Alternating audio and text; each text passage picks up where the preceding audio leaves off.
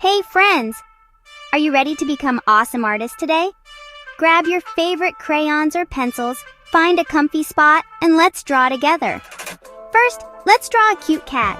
Start with a big circle for the head. Add 2 little triangles on top for ears, and a smaller circle for the nose. Draw 2 big eyes and a happy smile. Don't forget those long, wiggly whiskers. Next up, let's make a cozy house. Draw a big square for the house and a triangle on top for the roof. Add a rectangle for the door and some squares for windows. Maybe you want a chimney? Go ahead and add one. Now let's shine bright with the sun. Draw a giant circle in the sky.